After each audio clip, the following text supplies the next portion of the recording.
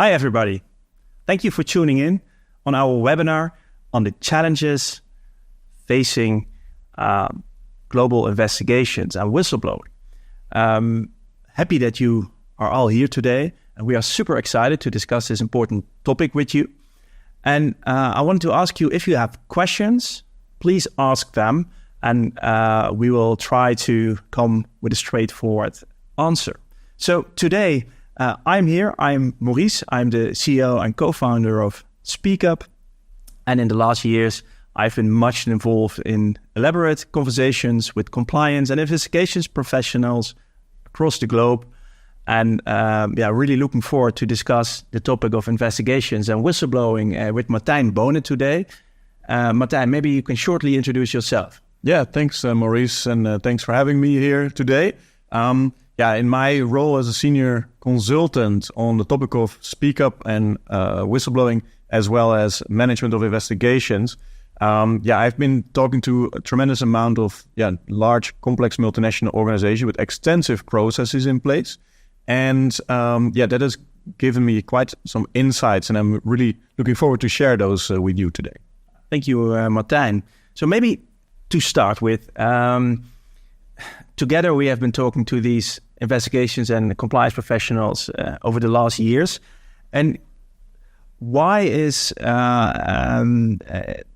do we see, let's say, investigations professionals being more and more engaged when it comes to, for example, selecting a new whistleblowing mechanism and case management system? Yeah, I think it's a really good question to start the conversation, right? Because when really the topic of whistleblowing really hit off in the early 2000s, there was almost in no company an actual whistleblowing management process in place, because most companies were not having even a whistleblowing tool, right? And if there were issues, then there was not really a fully professionalized investigation process there. So it started maybe even with not really an investigation into resolving issues, but an investigation in what should we sweep under the rug, And nowadays is entirely different due to the various legislations and regulatory developments that we have seen, but also the professionalization of these processes in the companies themselves, where we see more and more, especially in the larger organization, that there are specific investigator roles now also part of this process.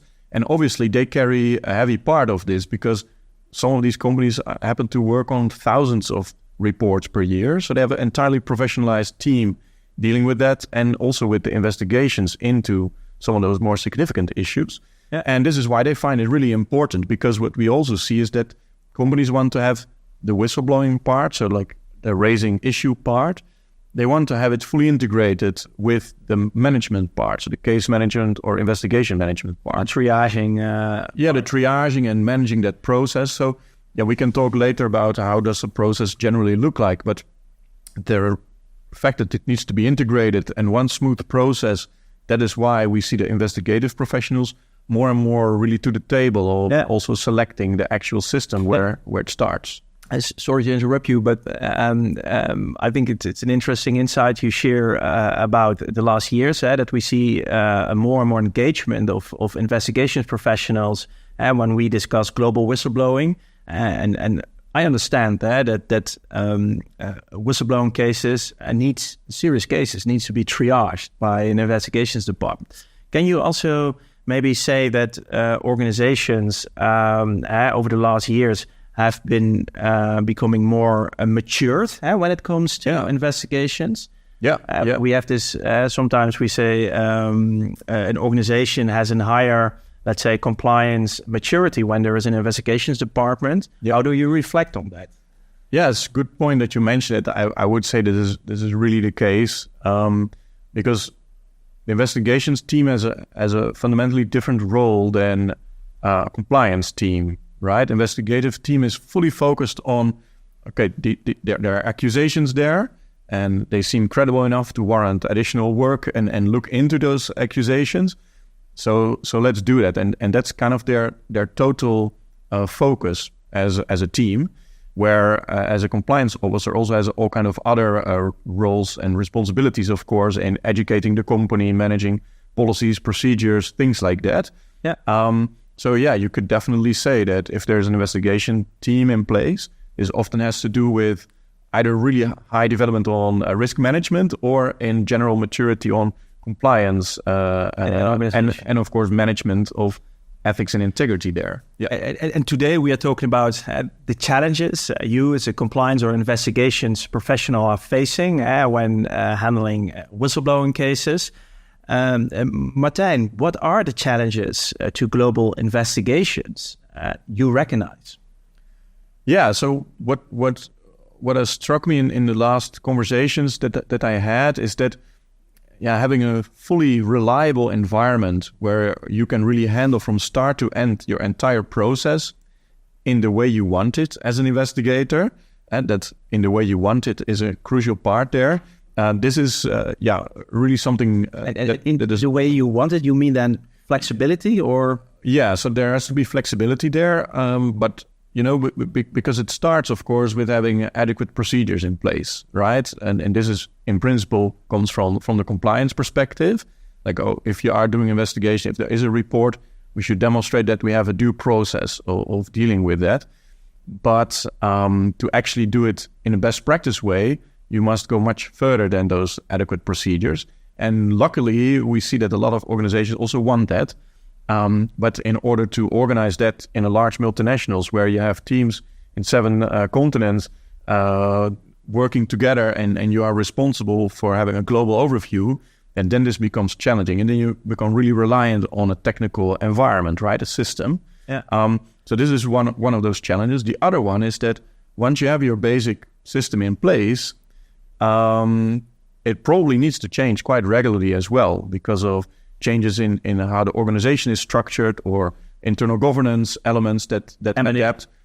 You might be involved in M&A activities, acquiring other businesses that have a different way of working, but also, obviously, various regulatory changes that will influence how and when a report can come in and how does that then, flow into the process of those investigations. So all of those things make life challenging for the investigative professionals and the teams responsible. And maybe I was traveling last month and I was speaking to a big multinational, and it was quite interesting for me. It was a large corporate multinational operating in I think it was more than 40 countries.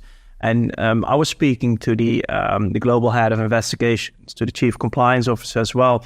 And what struck me was the fact that somebody from outside was calling in as well in this meeting, and that was a local head of investigations. And we were discussing the challenges from a global perspective and a, let's say, decentralized perspective, because that daughter company and that local head of investigations, he had his own Excel and his own way of working. And I think what in my career, in my time as a lawyer and in investigations, I was supporting investigations, people from multinationals. And one of the biggest risks we saw was that if you are locally handling the cases in your own way, there is a big risk that information doesn't end up at global level. How do you see that? Yeah, I think this is a striking example of where some of those challenges that I was mentioning, that on a local level, somebody does not have a trust in the system and therefore starts building their own process to gain their sense of control over, because they have their responsibilities. They want to know who is responsible for which case, who is doing which interview, and things like that. Of course, ideally, you see that all centralized in one environment where you just have 2 or 3 clicks in the system to get overviews like that. And obviously, you want to rely that you have a process in place where people feel comfortable that whether you are, having the role of a global head with a central function, that your needs are covered, but also the needs of the more people with, so to say, boots on the ground that have to do those investigations on a daily basis, and it'd be covered as well. And I think that's challenging because we have, when you talk about global whistleblowing and investigations, you have all kind of requirements. But I'm also a technology passionate person. I love technology. And when we look at the tech in 2024, we see over the last years a steep development in the possibilities. For example, when it comes to workflow design, and what would you, if we have our listeners here, what would you advise them? And then I'm basically hinting a little bit on designing your global workflow, and then engaging your local compliance heads and teams to adapt to that process. Yeah, exactly. So this is why you need a system to support you, right? If you have a team with 50 or sometimes even 100 individuals working on a similar process, everybody knows that if you then just give people a Word document with a few guidelines, that everybody will come up with a different way of writing an investigations report, or different main properties of the case that they think are relevant to draw statistics about. Of course, you should talk about that as a team, but then in the end, you should have a process that is standardized. And this is crucial. And I have spoken to a few end responsible central individuals, and they had really a big problem because their system allows some of the local handlers to close a case without having supplemented the actual evidences that they did their job and things like that, because the system doesn't have a blocker, for example, built in to say, well, where is that attachment in which you demonstrate that the interview was performed or something like that. So with a workflow system, you can guide that, of course, and then you can make sure that somebody cannot close the case. So that's about global insight in also the local processes. Exactly. So you have to understand the local processes. Then you have to design, of course, a way that covers the needs of the process in APAC region or in Americas region. But once you have that in place, then everybody can work in a system, and everybody keeps track of the same information and fills out the same data fields. Yeah. And that's, of course, exciting, because if you have then standardized this process, then you get, of course, an extremely robust data set. Yeah, and that the data set is, I think, if you ask me, what is one of the big trends over the last years when it comes to whistleblowing or compliance, I think collection of data and extracting useful reports out of that. I think it's vital because that is the steering information. I believe you as a compliance and investigations department should also deliver to, for example, the board of directors and say, hey, this is happening from a risk profile or another perspective in our company, and let's act upon it. Yeah, exactly. And it goes further than that. What we discuss now with organizations is they say, we also want to be accountable for our efforts and what do we contribute to the organization. So they don't only manage an accusation, and the accusation is substantiated or not. They also want to demonstrate, but out of these accusations, how many managers of seniority level X were involved in 2023 or accused, or and how many control weaknesses have we observed in the root cause analysis, and let's bring that information also to the table to demonstrate the value of doing quality investigations, because a quality investigation is, of course, also in that kind of way related to some internal audit element as well, which is super interesting and can provide a lot of value for the organization. If you find out that a very crucial process doesn't work and people are able to bypass it, and I know somebody's buying or signing contracts which they shouldn't be signing and exactly things like that. Yeah, that brings also value to the organization in a completely different way, that it's not really related to the management of ethics and integrity, but has great business value as well.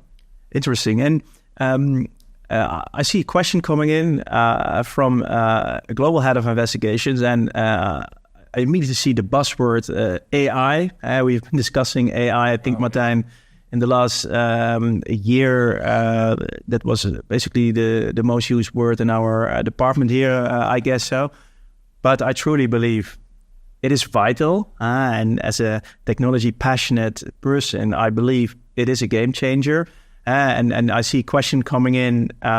Basically, I'm going to ask a question to you is when it comes to global investigation processes and global investigation management, how could organizations, and then in particularly the head of investigations and a team, benefit from AI in a case management system?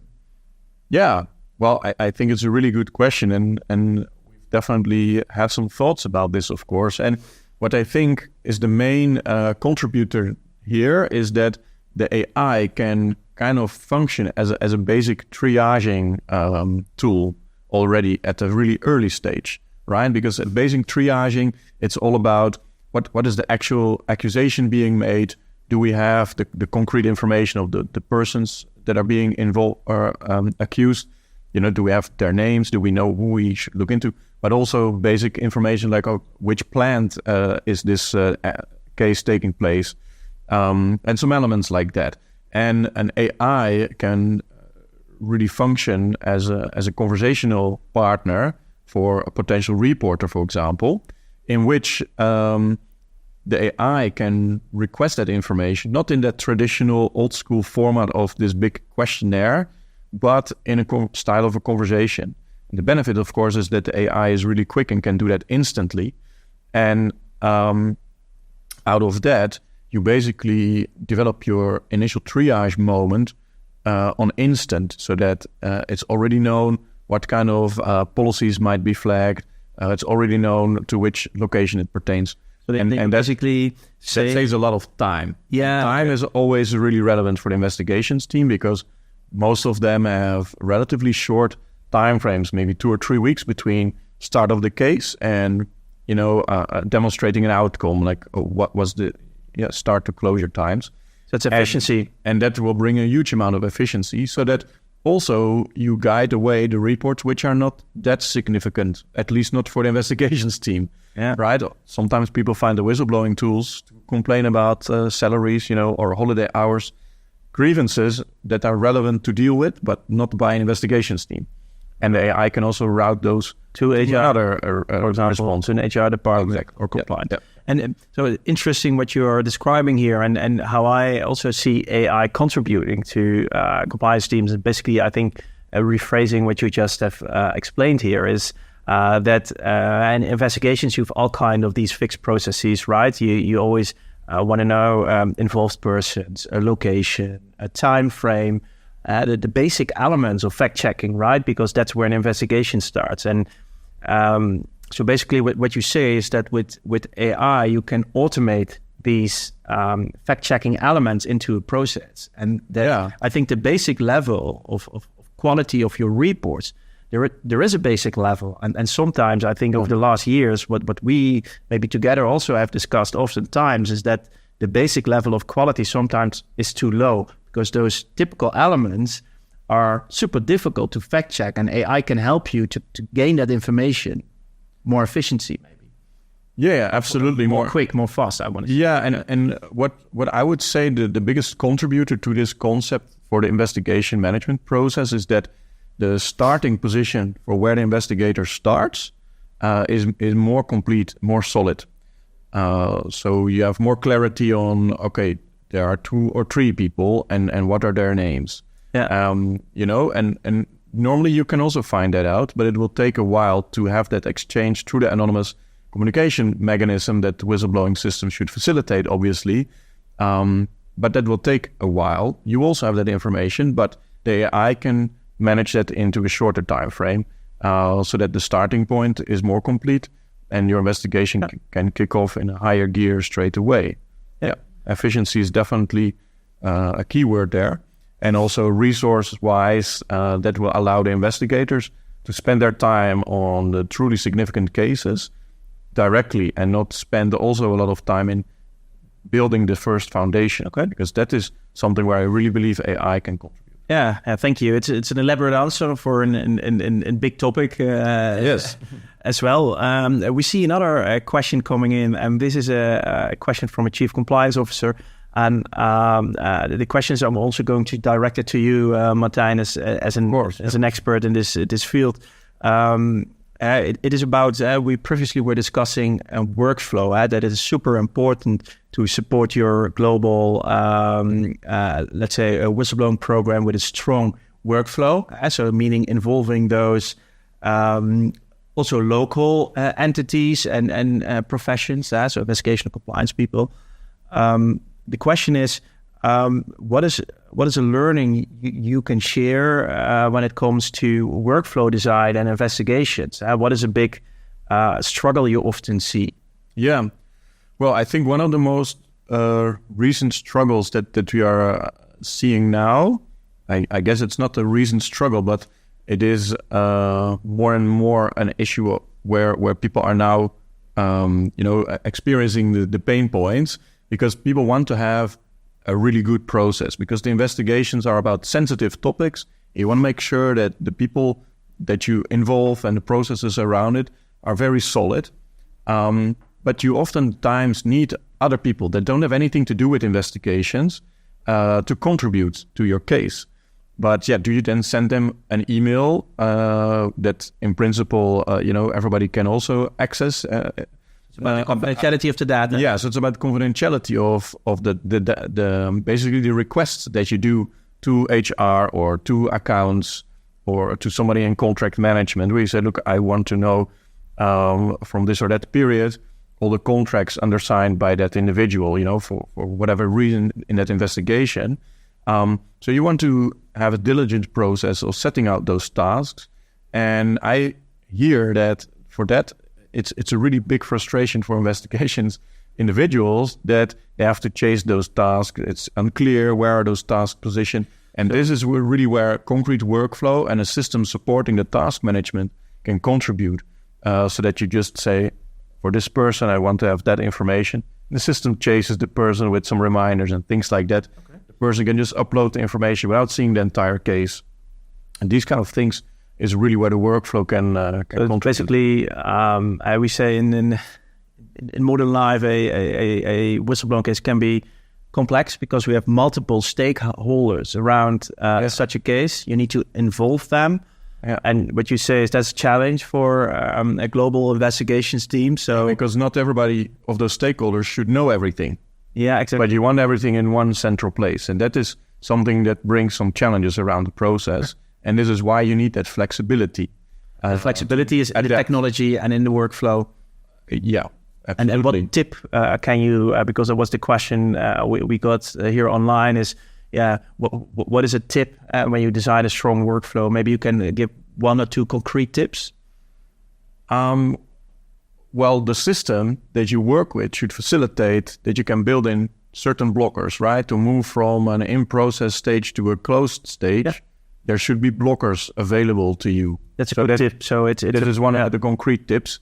Yeah, and I hope your system provides that to you and you can build that in there. Yeah.